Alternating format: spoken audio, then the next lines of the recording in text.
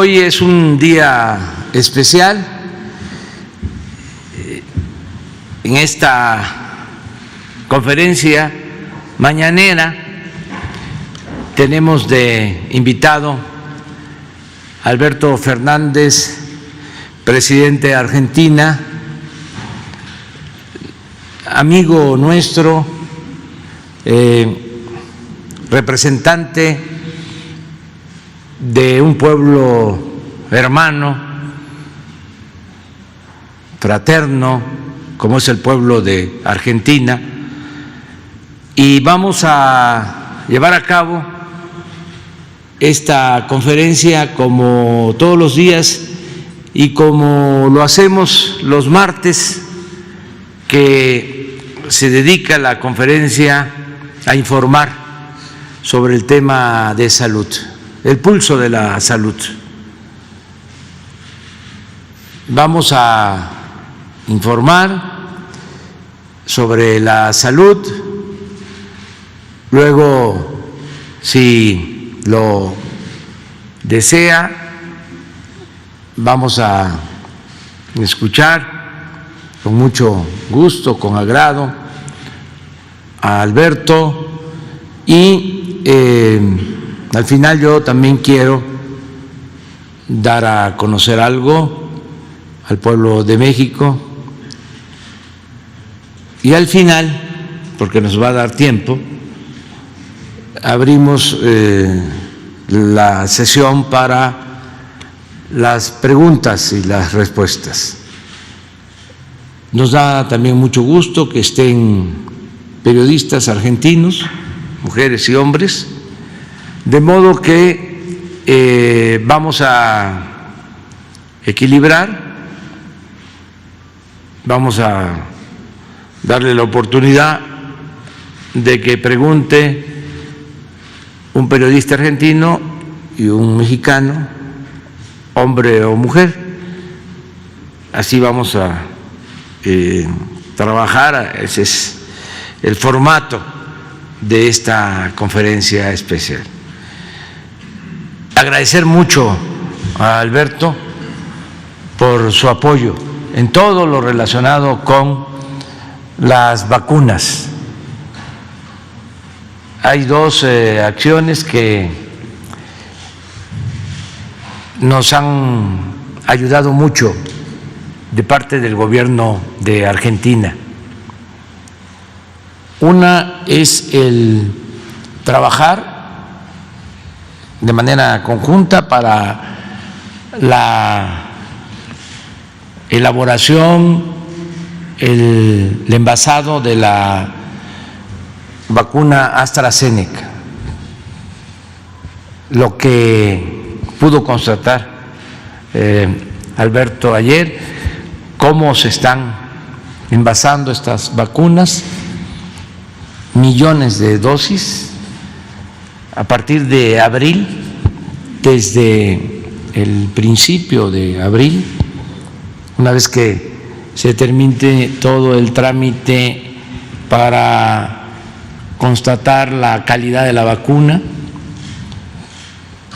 que de antemano sabemos es una muy buena vacuna. Ya vamos a disponer de millones de dosis para América Latina. Y esto se logró por gestiones del presidente de Argentina. Y lo segundo, les cuento, surge porque me entero de que en Argentina estaban aplicando una vacuna elaborada en Rusia y que es de un laboratorio de mucho prestigio, laboratorio que incluso creo, no estoy muy seguro, aparece mencionado en una de las novelas de los escritores rusos, Dostoyevsky o Tolstoy o Gogol. Alguien hace mención a ese laboratorio. que tiene muchísimo tiempo y mucho prestigio. Entonces, como antes de esta mañanera, todos los días nos reunimos, el Gabinete de Seguridad, de 6 a 7 de la mañana, porque nosotros recibimos el reporte, el parte de lo que sucede en las últimas 24 horas en el país, en lo que tiene que ver con delitos que se cometen.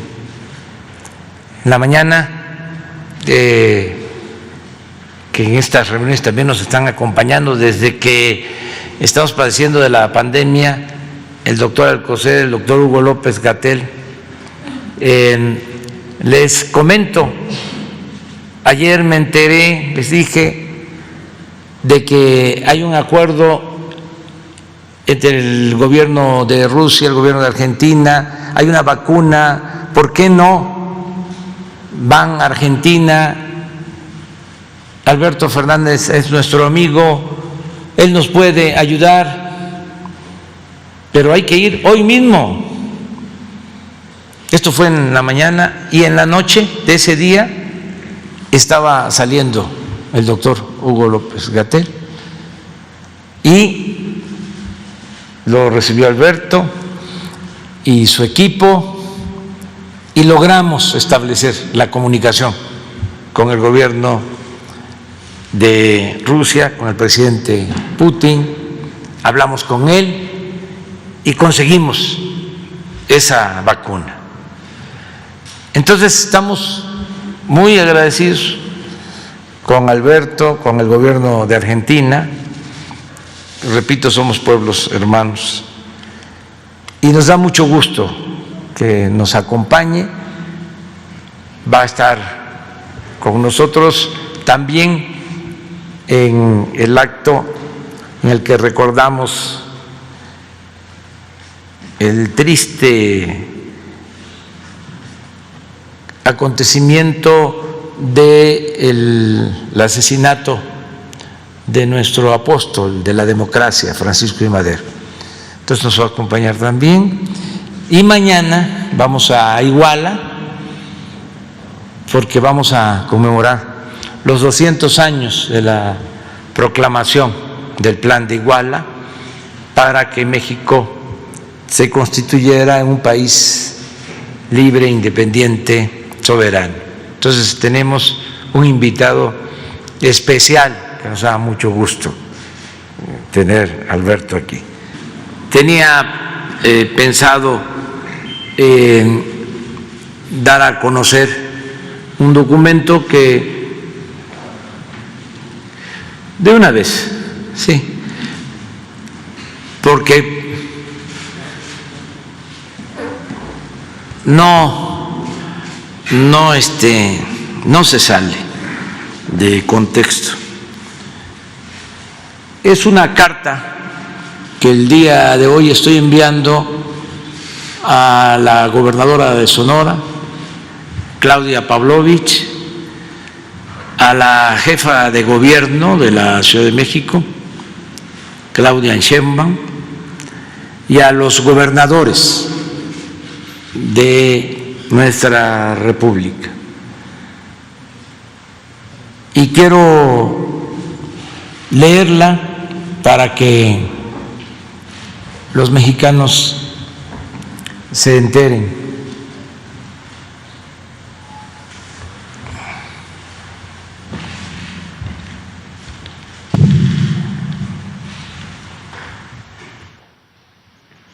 Hoy, 23 de febrero, cuando recordamos tristes y avergonzados el horrendo crimen cometido por déspotas y tiranos en contra del presidente Francisco I. Madero y del vicepresidente José María Pino Suárez, me dirijo a ustedes para hacerles con absoluto respeto a sus personas, investiduras, facultades y autonomías constitucionales, una atenta recomendación con miras a las próximas elecciones y con el más sincero propósito de establecer en definitiva una auténtica democracia en nuestro país. En muy pocos momentos de nuestra historia se ha visto realizado este ideal de la democracia. Y recuerdo tres. Primero, cuando triunfó el movimiento revolucionario y gobernó el apóstol de la democracia, Francisco I. Madero. Luego, en el año 2000, cuando se respetó el triunfo del Partido Acción Nacional y de su candidato a la presidencia,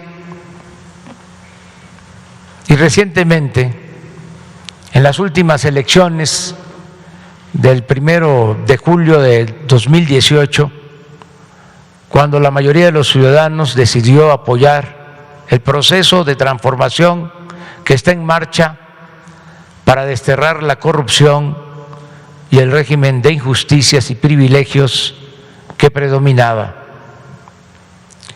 Como es evidente, en la actualidad hay condiciones inmejorables para convertir en realidad esa aspiración histórica de México y establecer una verdadera democracia en nuestro país.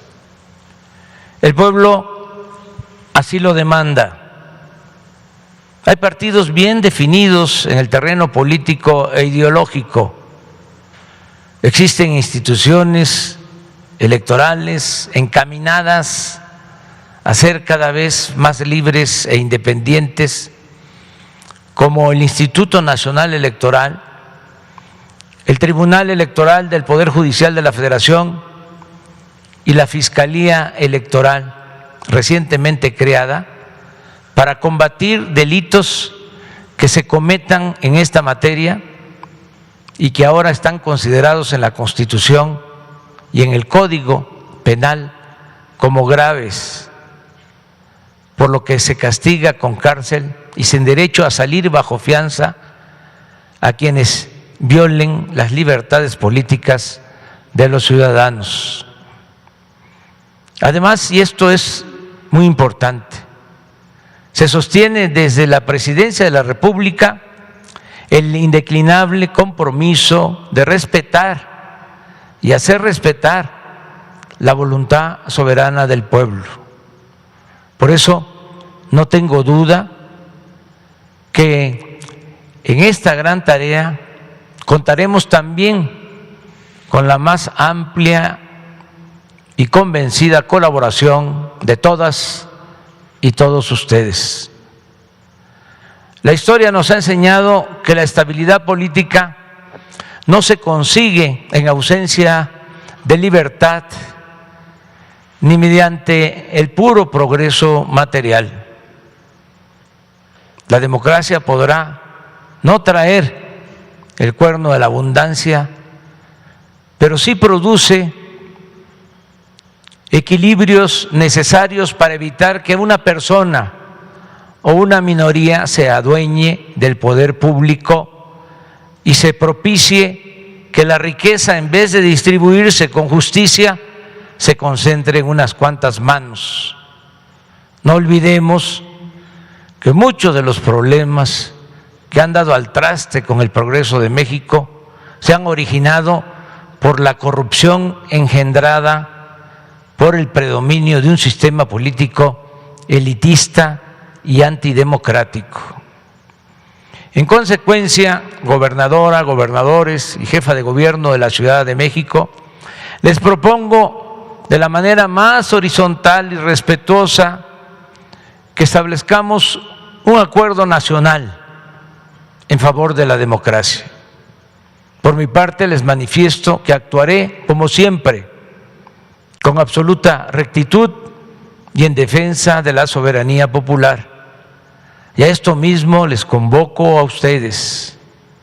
Concretamente, les exhorto a que no intervengamos para apoyar a ningún candidato de ningún partido, a no permitir que se utilice el presupuesto público con fines electorales, a denunciar la entrega de dinero del crimen organizado o de la delincuencia de cuello blanco para financiar campañas, a impedir la compra de lealtades o conciencias, a no traficar con la pobreza de la gente, a no solapar a tramposos o mapaches electorales, a evitar el acarreo y el relleno de urnas, la falsificación de actas y todas esas abominables prácticas ilegales y antidemocráticas que deben quedar en el pasado de manera definitiva. Sigamos el ejemplo del gran Francisco I. Madero, cuyo principal aporte se dio precisamente en el terreno de la democracia. En ese aspecto no hay precedente en nuestra historia. Nadie como él ha creído con tanta devoción en la democracia. Nadie se ha preocupado tanto como él por hacer realidad ese ideal que era la más profunda de sus convicciones. Creía con toda sinceridad que al establecerse una república democrática, México podría resolver sus grandes y graves problemas y avanzar con libertad y justicia hacia la prosperidad. Madero no solo nos legó el esbozo de este proyecto alternativo de nación que ha debido esperar un siglo a las condiciones para hacerse realidad, sino que dio lecciones de cómo hacerlo en medio de la tempestad. Su congruencia en este fundamental asunto se advierte de principio a fin. Todavía estaba en Ciudad Juárez cuando declaró en mayo de 1911 a un periodista estadounidense del New York World: al subir yo al poder voy encarnando dos principios, uno de ellos sancionado ya por la Constitución y que de mí depende que se cumpla, y que es el de la no reelección. Otro, el sufragio efectivo. Para lograr este último se necesita reformar la ley electoral y esto depende principalmente del pueblo, pero yo me voy a constituir en el principal guardián de esa prerrogativa popular y consideraré que mi principal deber es facilitar la libre manifestación de la voluntad popular a fin de que las leyes sean genuina expresión de esa voluntad. En una palabra, voy a ser el principal amigo y defensor de las libertades del pueblo. Por los momentos históricos por los que atraviesa México, considero secundario todo lo demás. Ya en la presidencia son muchas las muestras de respeto al sufragio y casi inexistentes las denuncias por violaciones de los procesos electorales por parte del Ejecutivo Federal. Madero, como ningún otro presidente en la historia, procuró que las elecciones fueran libres y limpias. Veamos algunos ejemplos documentados por el historiador Alfonso Taracena. El 16 de enero de 1912, Madero escribe a Manuel M. Alegre, gobernador de Veracruz, para señalarle que en las elecciones locales, cito, es indispensable obrar con rectitud y usted más que ninguno es una garantía para el voto de los veracruzanos. 3 días después le recuerda que él está decidido, el presidente Madero, en todos los casos a apoyar al que tenga la mayoría de votos en la elección de gobernador.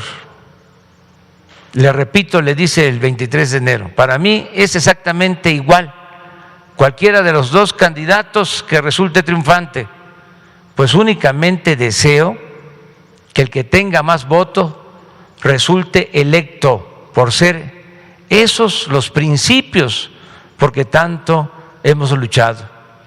Finalmente, el 29 de ese mismo mes le expresa su satisfacción porque los resultados obtenidos demuestran que hubo libertad completa en las elecciones. El 25 de enero de 1912, Madero le escribe al general Jerónimo Treviño, que seguía siendo el hombre fuerte de Nuevo León. Cito: usted sabe que los principios de nuestro gobierno son hacer que sea respetado el voto público en todo y por todo, y considero que únicamente son estables en los gobiernos de los estados los gobernadores que cuentan con la mayoría. Por estas circunstancias me permito suplicar a usted se dirija en lo confidencial al gobernador, al general Estrada y personas influyentes del estado para recomendarles la más absoluta neutralidad en las elecciones y que dedique todos sus esfuerzos para hacer que sea respetado el voto público.